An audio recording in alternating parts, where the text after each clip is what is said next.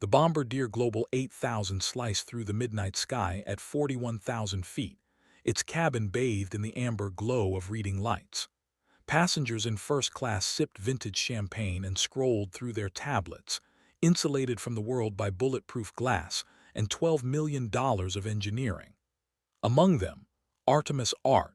Volkov sat with her eyes closed, designer headphones blocking out the gentle hum of conversation. Her fingers traced the rim of her untouched crystal glass, muscle memory from another life, when she'd gripped joysticks instead of boardroom tables. The turbulence hit without warning. The aircraft bucked violently, sending champagne glasses crashing to the floor.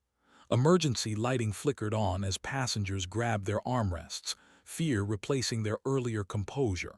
Art's eyes snapped open, her body automatically bracing against the chaos with practiced precision. While others panicked, she assessed. Left engine note changed pitch, slight roll to starboard, altitude dropping. "Ladies and gentlemen, this is Captain Morrison." The intercom crackled with barely controlled tension. "We're experiencing technical difficulties. Please remain seated with your seatbelts fastened." Through her window, Art watched the port engine's flame flicker and die. Orange sparks scattered like dying stars into the black void below. Her pulse remained steady. She'd seen worse. Much worse. The aircraft shuddered again, this time more violently, as the captain fought to maintain control with asymmetric thrust.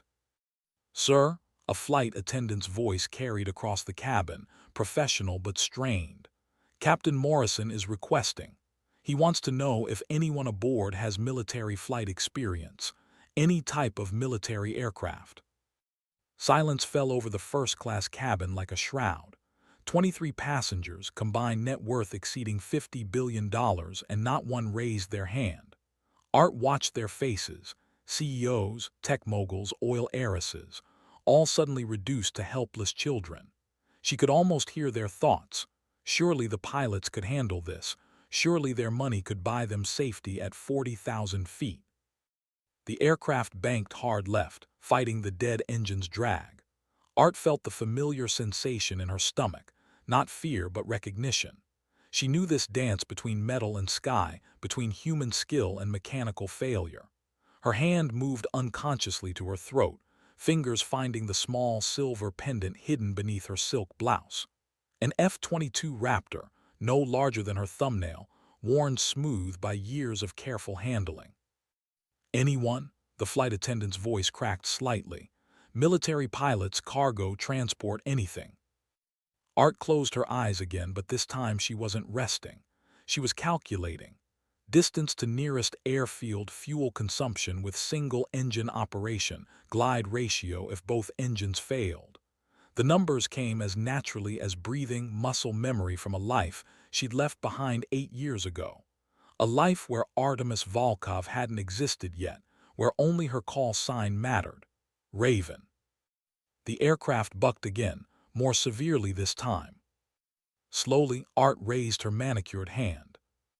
The flight attendant rushed over, her face a mixture of relief and disbelief. "Ma'am, you have experience."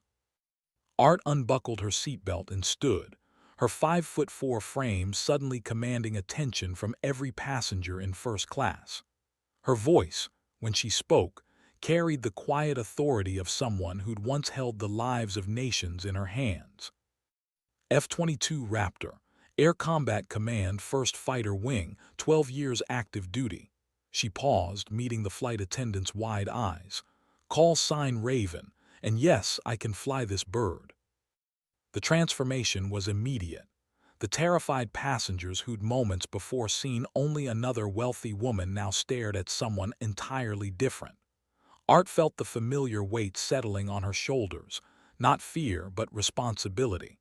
She'd carried it before, in skis far more dangerous than this one. "Take me to the cockpit," she said simply. As they moved through the cabin, Art caught fragments of whispered conversations. Passengers Google searched her name on their phones, finding nothing but business articles and Forbes profiles. They wouldn't find Raven there. That woman existed only in classified files and the memories of those who'd served alongside her. Tonight, for the first time in 8 years, both women would fly together.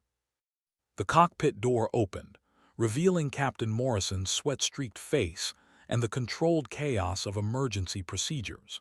His eyes widened as Art stepped inside, taking in the bank of warning lights and the asymmetric engine displays. "You're the military pilot?" Morrison asked, incredulity bleeding through his professional mask. Art didn't answer immediately. Instead, she studied the instrument panel with the focused intensity that had once earned her the respect of fighter squadrons across 3 continents. The Bombardier's systems were different from her F-22, but flight dynamics were universal. Physics didn't care about money or gender or the opinions of men who'd never felt G-forces try to tear their consciousness away. "What's our fuel state?" she asked, her voice cutting through Morrison's doubt. Roughly 4 hours at current consumption, but with the port engine out. 3 hours, maybe less depending on weather and approach requirements." Art slipped into the jump seat behind Morrison, her movements efficient and purposeful. "Nearest suitable airfield: Denver International, about 200 miles southeast." Art's mind processed the information automatically. 200 miles, single engine, possible hydraulic issues given the vibration she'd felt earlier. Doable, but challenging. She'd faced worse odds over the Persian Gulf when her Raptor took shrapnel from a surface-to-air missile, and she'd limped home on backup systems and pure will. "I can talk you through the approach," she offered. "Single-engine procedures, emergency landing protocols. I've done night landings in worse conditions than this." Morrison's co-pilot, a younger man whose name tag read Stevens, turned in his seat. "With respect, ma'am, this isn't a fighter jet. Commercial aviation has different procedures, same physics." Art's voice carried a quiet edge that made Stevens fall silent. "Lift over drag, thrust-to-weight ratios, approach speeds. The math doesn't change because we're carrying passengers instead of missiles." She watched Morrison wrestle with pride and pragmatism. In the military, rank and experience mattered more than ego. In civilian aviation, things were different. More political, more concerned with appearance than ability. But 40,000 feet above Colorado, with 25 souls depending on their next decisions, appearance meant nothing. "What would you recommend?" Morrison asked finally. Art studied the engine parameters on the multifunction displays, her eyes tracking fuel flow rates and electrical system status. "First, we need to verify the cause of the engine failure. Could be fuel-related, could be mechanical. If it's fuel, we might be able to restart once we identify the problem." Her fingers hovered over the engine restart checklist, but she didn't touch anything. This was Morrison's aircraft, his command. She was only there to advise, to be the voice of experience when civilian training reached its limits. "Check fuel transfer valves," she suggested. "Sometimes crossfeed issues can starve an engine of fuel, make it look like mechanical failure when it's actually systems related."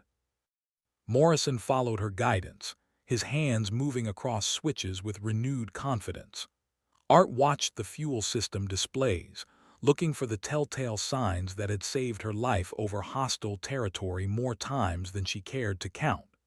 The numbers told a story: asymmetric fuel distribution, possible valve malfunction in the crossfeed system. "There," she said, pointing to a subtle indication on the fuel panel. "Crossfeed valves stuck closed. Port engine starved for fuel, automatic shutdown to prevent damage." The revelation changed everything. Instead of catastrophic mechanical failure, they were dealing with a manageable systems problem. Morrison and Stevens exchanged glances, their relief palpable. But Art remained focused, her mind already 3 steps ahead. "Can we restart?" Stevens asked. "Maybe, but we need to consider the risks. If the valve's physically damaged, forcing a restart could cause an engine fire. If it's just stuck, we might get it back online." Art's voice carried the weight of decisions made under pressure, when the wrong choice meant not just personal failure but the loss of lives depending on her judgment. She'd learned to trust her instincts in situations where hesitation killed and overconfidence destroyed. This moment felt familiar, the pause between assessment and action, where experience separated the competent from the exceptional. Morrison looked at her with growing respect. "What's your gut feeling, Raven?" The use of her call sign surprised them both. It had slipped out naturally, the way it once had in squadron briefings and pre-flight planning sessions. For a moment, Art wasn't a billionaire tech entrepreneur anymore. She was just another pilot, using hard-earned knowledge to bring everyone home safely. "Try the restart, but be ready to shut it down immediately if we see any signs of fire or unusual readings, and have Denver International on standby for emergency approach, just in case." As Morrison initiated the engine restart procedure, Art felt the familiar weight of command settling around her shoulders like an old flight suit. It didn't matter that she hadn't flown military aircraft in 8 years, that her hands were now soft from boardroom meetings instead of calloused from control stick grips. The instincts remained, dormant but undiminished. The port engine caught on the second attempt, its turbine note rising from silence to steady power. Warning lights extinguished across the instrument panel as systems returned to normal operation. The aircraft's attitude stabilized, no longer fighting the asymmetric thrust that had threatened their controlled descent into disaster. "Outstanding," Morrison breathed, his relief evident. "How did you know?" Art smiled slightly, the expression carrying memories of night missions and dawn recoveries, of moments when knowledge and intuition had meant the difference between coming home and becoming another statistic. Experience, and a healthy respect for Murphy's Law. But even as the immediate crisis passed, Art sensed this was only the beginning. The crossfeed valve failure was fixable, but it suggested deeper maintenance issues. And something in Morrison's initial panic, the way he'd immediately asked for military pilots rather than trusting his own training, hinted at complications she hadn't yet understood. She was right to be concerned. As the Bombardier continued its flight toward Denver, systems monitoring revealed additional problems. Hydraulic pressure fluctuations, intermittent electrical anomalies, communication difficulties that suggested more than routine technical failures. "Morrison," Art said quietly, studying the pattern of malfunctions appearing across multiple systems. "This isn't just bad luck. These failures are too coordinated, too systematic.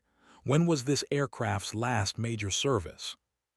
The captain's hesitation told her everything she needed to know. The Bombardier Global 8000 had been purchased 18 months earlier by Meridian Executive Aviation, a charter company that specialized in ultra-high-net-worth clients. The aircraft's maintenance records, Art soon learned, told a story of deferred inspections and cost-cutting measures designed to maximize profit margins while minimizing safety expenditures. "Jesus," Morrison muttered as he pulled up the digital maintenance logs on his tablet. "Half the recommended service intervals have been extended or waived entirely. The crossfeed valve system was flagged for inspection 6 months ago." Art felt the familiar cold anger she'd once reserved for incompetent ground crews and politicians who sent pilots into combat with inadequate equipment. How many flight hours since the last comprehensive inspection? 843 hours. Should have been done at 600. Stevens whistled softly. "No wonder we're seeing cascade failures. Systems that should be independent are all connected through common maintenance points." Art studied the aircraft's schematic on Morrison's display, her mind automatically identifying critical paths and potential failure points. It was the same analytical approach she'd once applied to enemy air defenses and mission planning, adapted now to keeping a flying disaster from becoming an actual one. "We need to assume more failures are coming," she said. "What's our backup plan if we lose hydraulics completely, or if the electrical system degrades further?" Morrison's face had gone pale. manual reversion for flight controls, but landing a Global 8000 without hydraulic assist. It takes 3 pilots and a lot of luck. Then we better start getting lucky. Art moved to the communication panel, and we need to declare an emergency with Denver approach control. Full emergency services, longest runway available. As Morrison made the emergency declaration, Art found herself thinking about the passengers behind them. 23 people who'd paid premium prices for safe, luxurious transportation, now depending on skills she'd learned in military service they'd never understand or appreciate. The irony wasn't lost on her. Their money had bought them a beautifully appointed death trap, and only her government training stood between them and the consequences of corporate negligence. The radio crackled with Denver approach control's response. Meridian 47 Charlie, emergency services are rolling. Runway 25 right is cleared for your approach, wind 240 at 15, gusting to 22. Art did the mental calculations automatically. Crosswind approach, gusting winds, potentially compromised flight controls. She'd landed damaged F-22s in worse conditions, but those had been single-seat aircraft where the only life at risk was her own. "Morrison, I need you to listen to me very carefully," she said. "This approach is going to be challenging even under normal circumstances. With potentially degraded systems, we'll need to fly it perfectly. No second chances, no go-around options if the hydraulics fail during the approach." The captain nodded, his earlier skepticism completely gone. "What do you need me to do?" "Fly the aircraft exactly as I call it. Don't anticipate, don't compensate, just respond to my inputs. Stevens, you monitor systems and call out any anomalies immediately. I'll handle approach calculations and emergency procedures." It was a role reversal that would have been unthinkable an hour earlier. A passenger directing a commercial crew through emergency procedures.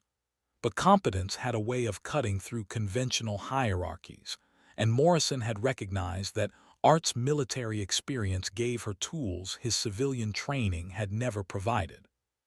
"How long since you flew?" Stevens asked. Art checked her watch. 8 years, 2 months, 16 days. The precision surprised even her, but some dates remained etched in memory whether you wanted them there or not. Last flight was an F-22 training mission over the Nevada test range. Perfect weather, no system failures, routine 2-hour sortie. She didn't mention that it had also been the day she'd submitted her resignation from the Air Force, trading the endless sky for corporate boardrooms and the weight of command for the burden of wealth. Some transformations left scars that never quite healed. The aircraft shuddered again, more subtly this time but with a vibration pattern that suggested structural stress. Art felt it through her boots, a tremor that spoke of metal fatigue and components operating beyond their design specifications. She'd felt similar vibrations in combat aircraft pushed to their limits, and the sensation never meant anything good. "Stevens, check the structural monitoring system. I'm feeling harmonic vibrations that suggest we might have more than just engine and hydraulic issues." The co-pilot's fingers flew across his display panels, calling up diagnostic screens that most pilots only saw during initial training. What he found there made his face go white. Multiple structural alerts, wing root stress indicators, landing gear actuator failures, cabin pressurization fluctuations. Morrison stared at the cascading warnings appearing across their instrument panel. How is this possible? This aircraft passed its last inspection. Art's jaw tightened. She'd seen this pattern before, in military investigations of aircraft accidents caused by maintenance fraud and inspection falsification. Because someone signed off on inspections they never performed and repairs they never made. The question now is whether this bird will hold together long enough to get us on the ground. The Denver skyline was becoming visible ahead of them, city lights spreading like a circuit board across the high plains. Under normal circumstances, it would have been a beautiful sight. the promise of safe arrival and successful completion of another routine flight. Tonight, it looked like the finish line of a race they might not survive. Denver approach, Meridian 47 Charlie requesting vectors for straighten approach, runway 25 right. We have multiple system failures and structural concerns. Request emergency vehicles standing by. Meridian 47 Charlie, Denver approach. Turn right heading 270, descend and maintain 8,000. Emergency vehicles are in position, souls on board and fuel remaining. Art keyed the microphone herself. 26 souls on board, approximately 2 hours fuel remaining. Be advised, we have a former military pilot assisting with emergency procedures. There was a brief pause before Denver approach responded. Roger, Meridian 47 Charlie, military pilot, what's your background? F-22 Raptor, Air Combat Command, call sign Raven. Another pause, longer this time. Art could almost hear the controller checking databases and making calls to supervisors. Her military service record was classified at levels that wouldn't show up in routine searches, but her call sign and aircraft type would be enough to verify her credentials with the right people. Raven, this is Denver approach. We have Colonel Martinez from Buckley Air Force Base on the line if you need consultation. Art smiled grimly. Martinez had been her squadron commander 6 years ago, before his promotion and transfer to space operations. If he was available for consultation, word of their emergency had already reached the highest levels of military aviation command. Negative, Denver approach. We've got this, but have Colonel Martinez standing by in case we need specialized recovery procedures. As the Bombardier began its descent toward Denver International Airport, Art felt the familiar focus that had once made her one of the most effective fighter pilots in the Air Force. The corporate executive who'd spent 8 years building a technology empire faded into background noise, replaced by the warrior who'd once flown the most advanced aircraft in the world through combat zones where mistakes meant death. Morrison, reduce power gradually as we descend. We want to minimize stress on the airframe until we understand the full extent of structural damage. The captain followed her instructions precisely, his movements smooth and deliberate. Art watched the engine parameters and structural displays, looking for signs that their controlled descent might become an uncontrolled fall. So far, the aircraft was responding normally, but she'd learned never to trust initial impressions when metal was already failing. Stevens, pull up the emergency landing checklist. Full emergency configuration. Will assume complete hydraulic failure and prepare accordingly. As the co-pilot read through emergency procedures, Art found herself thinking about the passengers behind them. 23 people who had no idea their lives now depended on decisions made by someone they dismissed as just another wealthy woman an hour earlier. The transformation from Artemis Volkov, tech entrepreneur, to Raven, combat pilot, was complete now. She could feel it in her posture, her breathing, the way her eyes constantly scanned instruments looking for the next problem. Contact the cabin crew, she told Morrison. Full emergency briefing for passengers. Brace positions, evacuation procedures, the works. Don't sugarcoat it. They need to understand this isn't a routine precautionary landing. Morrison hesitated. That might cause panic. Panic is better than being unprepared. Art's voice carried the authority of someone who delivered similar briefings to aircrew before dangerous missions. These people are paying for first-class service. That includes honest information about their safety. As the aircraft continued its descent through the night sky above Colorado, Art began to understand that this emergency was about more than just mechanical failures and corporate negligence. It was about the collision between her old world and new, between the warrior she'd been and the executive she'd become.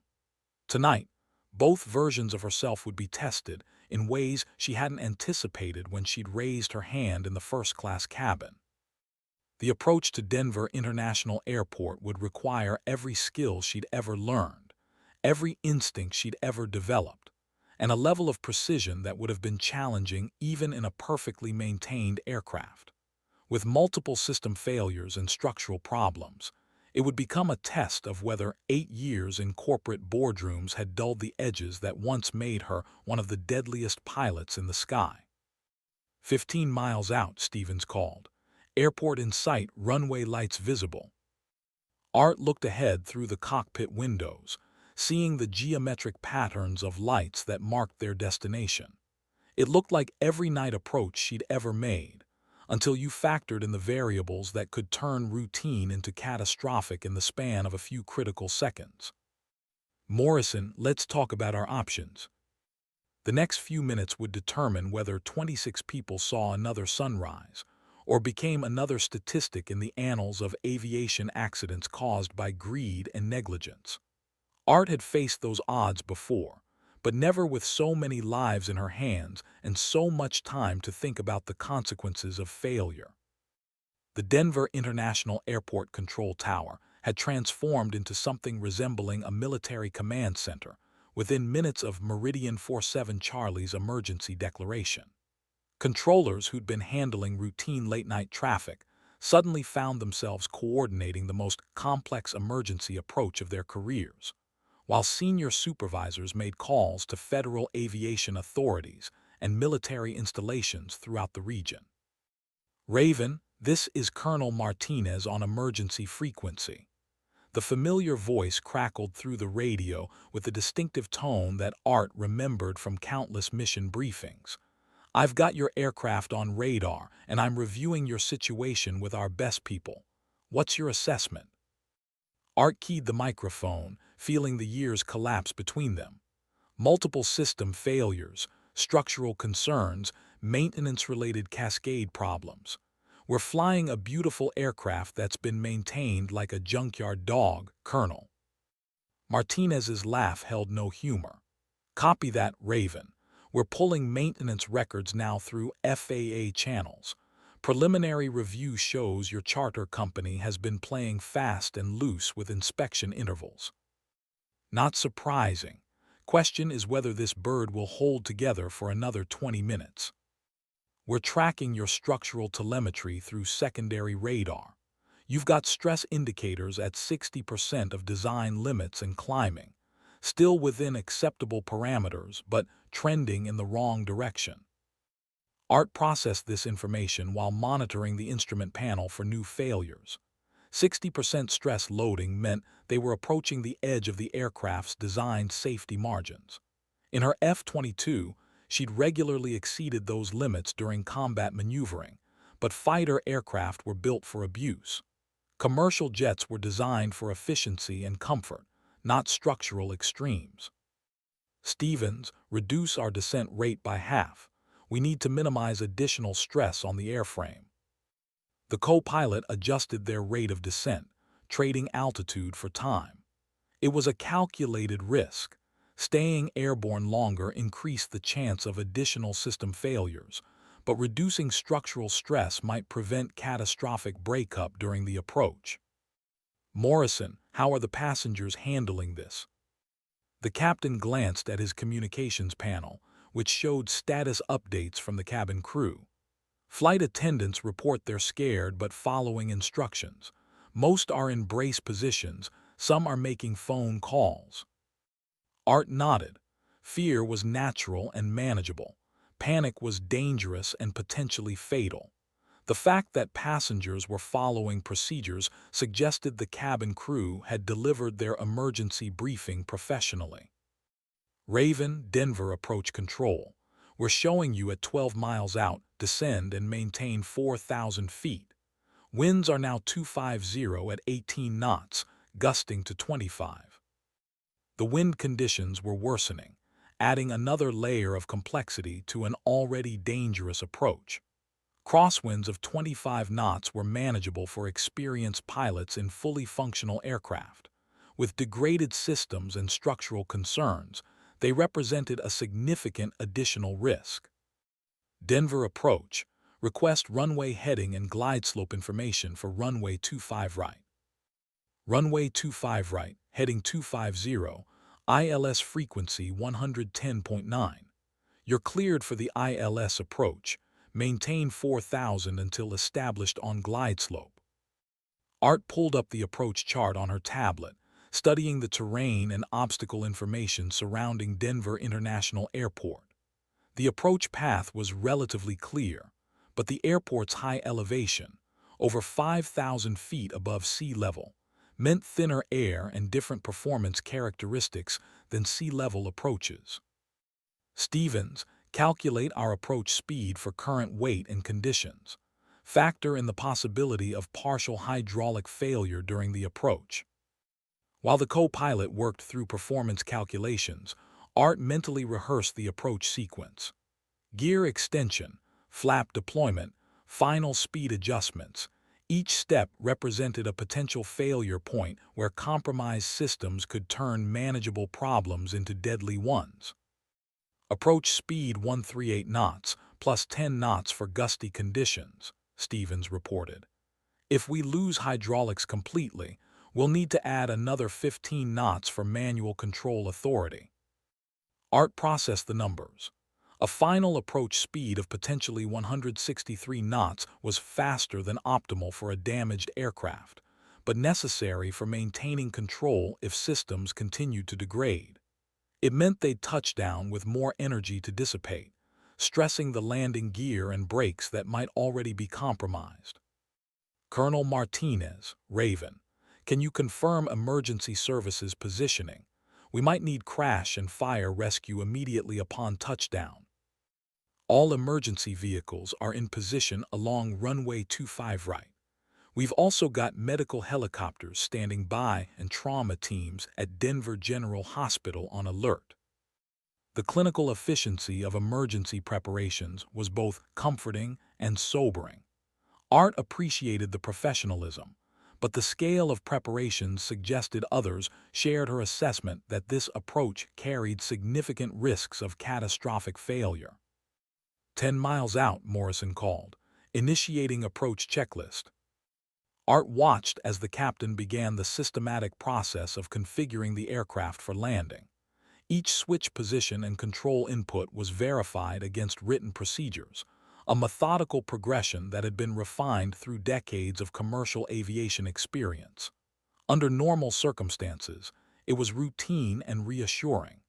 Tonight, every system activation carried the potential for additional failure. Landing gear extending. The familiar sound of hydraulic actuators filled the cockpit as the bombardier's landing gear began lowering into position. Art felt the aircraft's aerodynamics change as the gear doors opened and wheels extended into the slipstream. New vibrations joined the existing structural harmonics, creating a complex pattern of mechanical stress that she monitored through her boots and fingertips. 3 green lights, gear down and locked, Stevens reported, but I'm showing hydraulic pressure fluctuations in the main system. Art studied the hydraulic system displays, watching pressure readings oscillate within acceptable limits, but with variations that suggested marginal component performance. Still within parameters but trending toward failure. Morrison, be prepared for manual reversion at any time. The reality of manual flight controls in a damaged aircraft was something civilian pilots rarely experienced. Art had flown fighters with complete hydraulic failure, using backup systems and pure muscle strength to maintain control. A Global 8000 was far larger and heavier than any fighter, requiring multiple crew members and perfect coordination to land safely without hydraulic assistance. 8 miles out, turning final approach course. Denver International Airport's runway 25 right stretched ahead of them like a river of light cutting through the darkness. At 16,000 feet long and 200 feet wide, it was one of the longest runways in North America, plenty of distance for a normal landing, but potentially inadequate if their approach speed remained high and braking systems were compromised. Flaps 10 degrees. The aircraft shuddered as wing flaps extended, changing the wing's camber and increasing lift at lower speeds.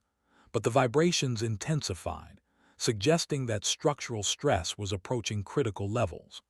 Art felt the aircraft's response to control inputs becoming increasingly sluggish, requiring larger movements to achieve the same flight path corrections. Stevens, monitor structural displays closely. If stress indicators exceed 75%, we need to consider aborting the approach. The co-pilot's face was grim as he tracked structural telemetry.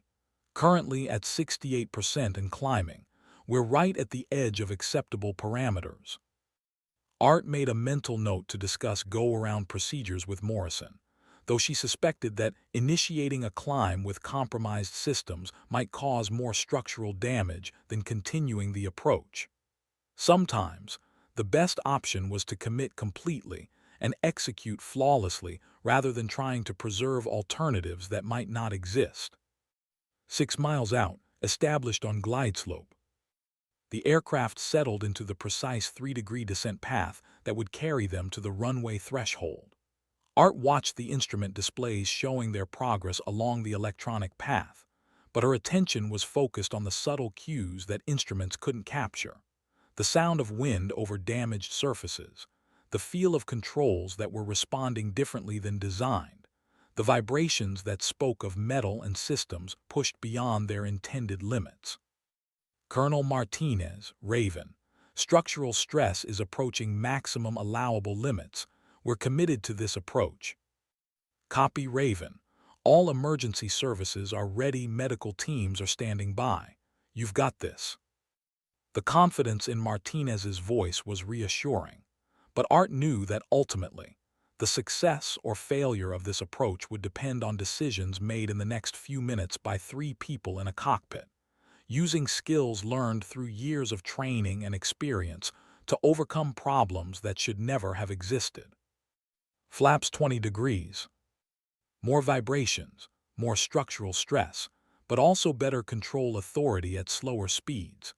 The aircraft was transforming from a high-speed transport to a complex glider, trading airspeed for the lift and control characteristics needed for a successful landing. Art could feel the Bombardier's aerodynamic personality changing, becoming more responsive to control inputs, but also more vulnerable to wind gusts and turbulence. 4 miles out, airspeed 145 knots. They were slightly faster than optimal, but Art preferred the additional energy margin given their system problems. Speed was life in aviation. Too little meant loss of control. Too much meant inability to stop. Finding the perfect balance with compromised systems required judgment that came only from experience with aircraft operating at the edges of their performance envelopes. Morrison, I need you to start thinking about the landing sequence. Touch down in the first 1,000 feet of the runway, maximum braking immediately. Be prepared for steering issues if we lose hydraulics completely. The captain nodded, his hands steady on the controls despite the sweat visible on his forehead. Art appreciated his professionalism. He was following her guidance without question, trusting her military experience to fill the gaps in his civilian training. 3 miles out, Stevens' final landing checklist. As the co-pilot ran through the final approach procedures, Art found herself thinking about the passengers behind them. 23 people who'd boarded this aircraft expecting nothing more dramatic than a smooth flight and expensive champagne. Their lives now depended on the intersection of her military training, Morrison's piloting skills, and Stevens' system management.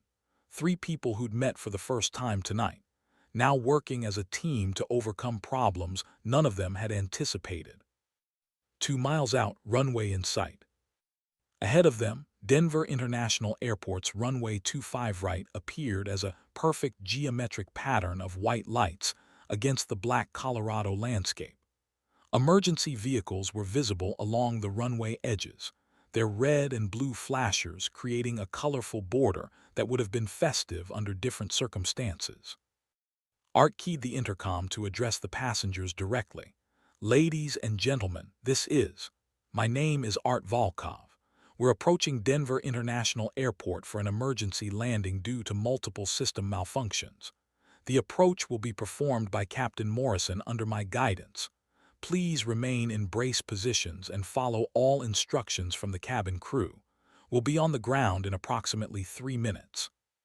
She released the intercom button, wondering if the passengers understood the gravity of their situation or still believed that money and first-class tickets provided immunity from the fundamental risks of flight.